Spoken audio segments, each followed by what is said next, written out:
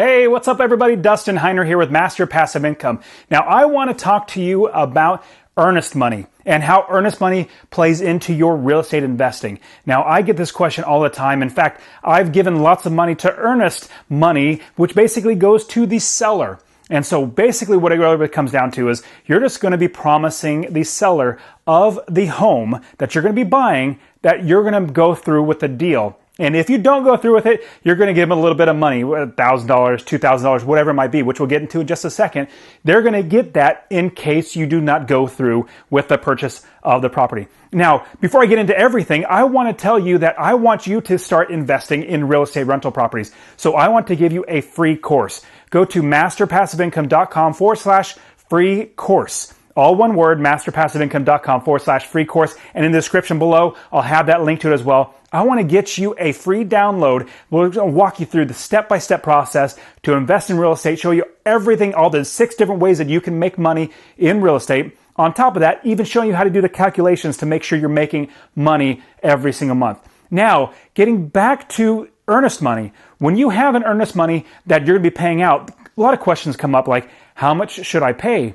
Is it refundable? Can I get my money back? How can I protect my earnest money from being taken by the seller without cause? So let's start with, is it refundable? The big answer is yes and no. Sorry that it's both, but yes and no. Now the yes is if it's in the inspection period, which I'm going to say you must have an inspection period. If it's 7 days is for what I say the minimum, you should have a minimum of 7 days inspection period. 3 is very, very short. 5 is short. If you have a 30-day inspection period, if you can get away with that, then that's great. But you have an inspection period where you can do your roof inspection, you can do your home inspection, pest inspection, electrical inspection.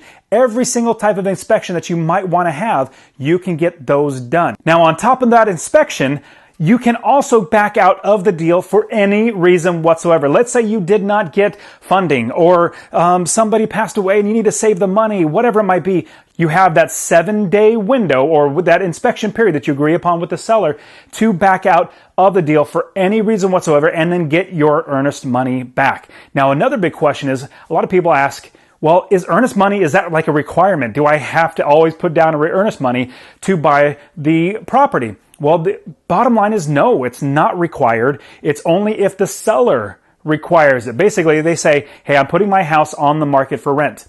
You're coming as the buyer, you're wanting to buy the property. For me to take it off the market or say, hey, it's pending or I'm actually going to go through with another purchase, I'm pulling it off the market so nobody else can put offers on it. I'm going to give it to you. Because I'm giving it to you, you have to prove to me that you're willing to go through with the deal. So put some money down, like a down payment. And so what you're going to do is say, I'm going to give you money or give money into an account, which we'll get to in just a second. You want that money to be held for the seller in case you back out at the last minute, everything's already done, the inspection period's gone, then they get that money. It's good faith that you're going to go through with buying of the property. Now, another question comes up is, well, how much is required? Or not really required, but how much should I put down as an earnest money deposit? What it comes down to is you negotiating that with the seller. If you negotiate that with the seller, how much it's going to be? It could be 1% of the purchase price, 3%, it could be a flat $1,000, whatever it might be. It really depends on what you can negotiate with the seller. Now, along with that, another big question is, well, do I get that back? Is it money that goes towards the property? Is it money that they just get for no reason whatsoever? No, what happens is you either get the money back or the money goes to the seller, or if you go through with the purchase, that gets applied to the purchase of the home. So round numbers, if you buy a home for $1,000, if you put down a down payment, a deposit of $1,000, but you buy the house for $100,000, well, that $1,000 will go towards the purchase price. So now the balance that you owe is only $99,000. So $100,000 minus $1,000 down payment or earnest money. The rest is a $99,000 rest of the balance that you have to either get a mortgage for or pay for. Now, another question people have is, how am I going to protect my earnest money? Well, you're going to protect it by getting and putting inside the contract that they sign that you're going to have an inspection period of 7 days or more. Don't go less than that because it's just really, really quick. You want to have 7 days. Now, what I suggest in protecting it is you also put that money, you don't give it to the seller, literally do not give it to the seller. You give it to a third party, like a title company or even a lawyer. In some certain states, you might not use title companies, you will use lawyers. And so you would give it to a third party who's completely impartial. Like they're saying, hey, we're following the contract. It said, if this happens, then you get the money back. Or if this happens, it goes to the seller. You want somebody that's completely impartial. A title company or a lawyer would actually do that. They'll follow through with the contract. Now, after everything that goes through with the earnest money, giving it to the title company, giving it to the lawyer, then you go through your inspection period. Inspection period goes great. Everything's looking good. You're going to go buy the property. Let's say you back out after the inspection period.